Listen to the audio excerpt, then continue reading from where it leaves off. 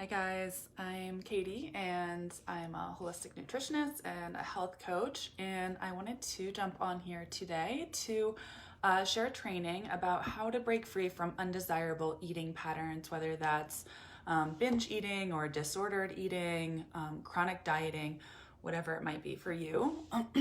So that's what we're going to get into today, because a lot of my clients show up to me feeling really frustrated, having been on and off of different diets, losing the same last 15 pounds over and over again. They lose it and regain it and lose it and regain it, and they're just over it. And they want to find a sane way of eating that gives them energy. It feels sustainable over the long haul. It helps them live their life so they can do the things that they want to do, whether that's more backpacking trips or playing with their kids or feeling more confident at work, or gives them a diet that's just going to keep them healthy for the long haul and, not have a heart attack at age 50 or something like that. So really, no matter what the specific health goal that they come in with, a common obstacle which many people face is that they have eating patterns that they don't like. So that might be episodes of really overeating beyond, it's not just occasional, but like they're doing it over and over again. It's kind of compulsive behavior, binge eating episodes, or really restrictive food rules that are keeping them feeling smaller, that are causing a lot of guilt and shame for them. So that's what we want to talk about today. I'm just going to check my notes. And there's usually some level of obsession, feeling out of control, or again, experiencing like shame and guilt around food. And none of those things are the way that you want to be living life, because life should be joyful, as should be how you're eating, and the way you eat should be making you feel good on all levels, mentally, emotionally, and physically. So today I want to cover 6 ways to work through that so that you can eat in a way that makes you feel sane and which is sustainable long term and which produces the health outcomes that you want. So when I say undesirable eating patterns, here's some questions so you know whether or not you can identify yourself in that statement and if this video is going to be helpful for you. So I would suggest asking yourself, do I like how I am treating my body, especially when it comes to the way that I'm eating? Do I feel at peace around food? Do I have the level of health that I want? Do I have the energy that I want? Do I feel good in my body? And are my behaviors around food supporting the type of life that I want? Or again, is it really restrictive? So if you said yes to all of those questions, then this video is probably not going to be that helpful for you, unless you know someone who this would resonate for, and go ahead and pop their name in the comment below so that they can watch it. So the opposite of that behavior and who this video is designed for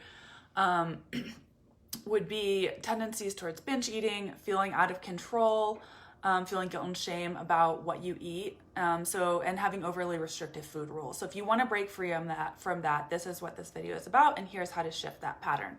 So I'm going to cover 4 practical strategies that my clients use to find a more peaceful and easeful relationship to food and to their bodies. So the first one sounds really simple, and that is just to eat real food. And this is things like fruits and veggies and nuts and seeds, eggs, meat if you eat meat, things that don't come in packages, or if they do, they have very short ingredient lists. And the reason that real food, starting here, which seems again so simple but is so important, is that real food has water and fiber and micronutrients that's going to naturally satiate you and fill you up and keep your blood sugar balanced and your hormones stable so that you are feeling and performing at your best. These foods are harder to overeat, unlike foods that are manufactured in a lab, which are chemically engineered to be hyper palatable. They have just the right combination of sugar, fat, and salt, so that you want to overeat them. So your body knows what to do with real food. Your digestion, your hormones, your energy are all going to do much better if you're just eating real food. So start there. The second tip is to eat for blood sugar balance. So if you are eating, say, only fruit, for instance, all day long, because that's what someone told you is healthy, and then you're finding you've constantly got a mid-afternoon crash, or that you have extreme brain fog or something like that, blood sugar balance could be the reason for that, because your blood sugar is likely spiking and crashing, and there are a lot of reasons that can cause your blood sugar to be out of whack. But the way that you fix it is to make sure that you're getting fat, fiber, and protein at every single meal. And that could be So fiber will be found in things like fruits, vegetables, legumes, and whole grains, whichever of those things work for you.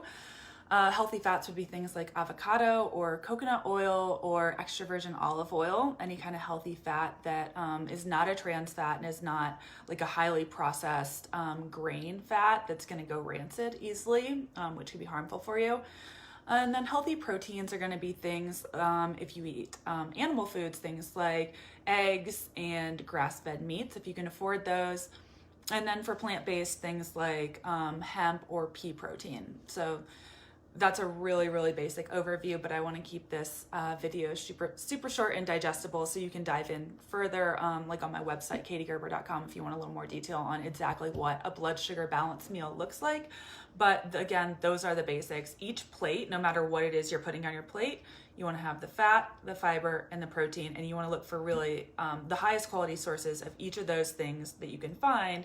And then going back to tip number one, look for the most real foods source, like real food versions of those things that you can find. So protein, for instance, you could do a protein powder, which is fine here and there, though I don't think you should rely on them all the time, but finding the more whole food source is your body is going to do better with that.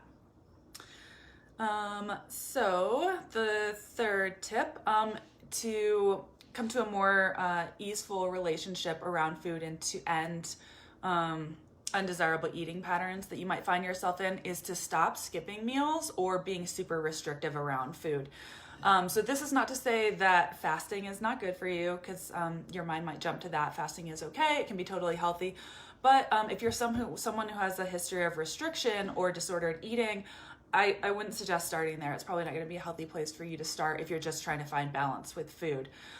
So eating at regular times is going to keep your body feeling safe. It's going to keep your blood sugar balanced, and it's going to keep your hormones functioning properly so that you don't crash and need to overcompensate later.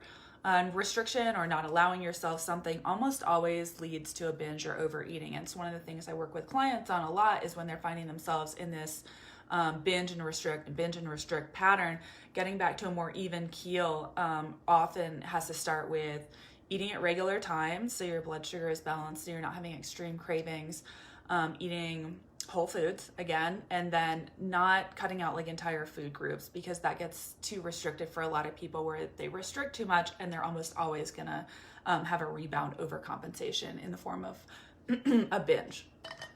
So always check in with yourself around your way of eating. Is this sustainable for me? Could I do this for the long term? And I'm constantly checking in with my clients about that, of like, okay, I see that you're doing this and that's okay, but just be checking in with yourself. Like, am I getting enough? Do I feel sustained, or is this feeling super restrictive? So yeah, just I want to check in with you guys. Does this make sense? Is this resonating? Go ahead and drop a little emoji. I see some hearts. Thank you guys.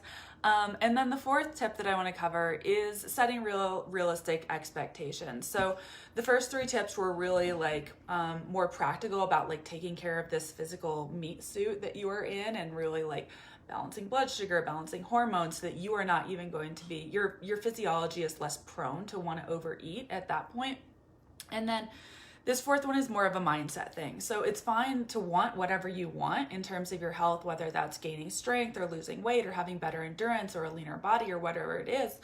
But I just encourage you to take a moment to check in about why it is that you want what you want.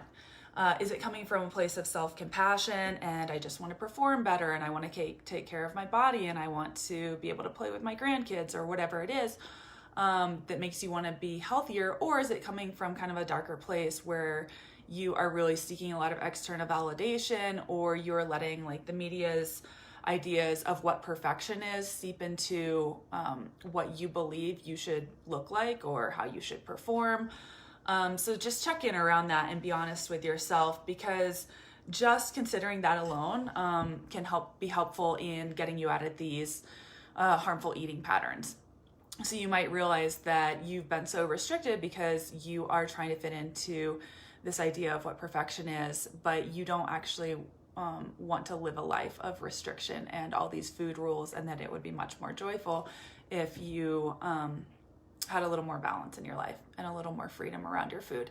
So take that into consideration. Again, that alone can help you get a lot of clarity on your priorities and to make different choices. And when you stop judging yourself, you get out of that trap of guilt and shame, and you end up making a lot better decisions for yourself.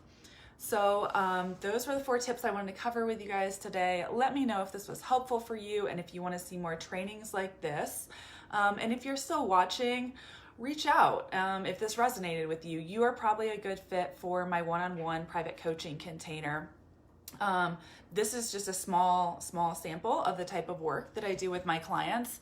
I help men and women who want to get out on more wilderness adventures or live a more full life in the remaining decades that they have left of their life, but they're feeling held back by health struggles, whether that's chronic health conditions or excess weight or joint pain or lack of energy. And a lot of times they feel like they've been on and off all sorts of different diets, but they haven't found something that is sustainable for them long term, that actually feels like it keeps them sane, and they're not having to like weigh everything and count everything and just like be crazy around food. So we work a lot around that, finding a simple, sustainable diet, and then other lifestyle factors like optimizing your sleep so that you can perform better, optimizing how you handle stress throughout the day, because that has a huge impact on how you perform. And then any other mindset beliefs that might be coming up. So these are all the things that I work through. If this sounds like it could be helpful for you, I will drop a link in the comments below to a free strategy call with me where we can cover what you're doing now, what your health goals are, like where you would ideally want to be, and then I will do a free assessment for you on where I see gaps in your wellness routine, and places that you can make simple adjustments that fit your habits and your routines so that you can be getting closer to your goals faster and living the life that you want to live. So again, I'll drop the link for that below. If it sounds like you, go ahead and schedule a call with me. There's no pressure, of course. If I don't feel like we're a good client coach fit, I will never try and sell you on anything. And either way, you will walk away with a strategy for knowing what you can do next, whether or not we decide to work together. So that is all. I hope this was helpful for you guys. I will be back next week with another training, and I hope you have a beautiful day.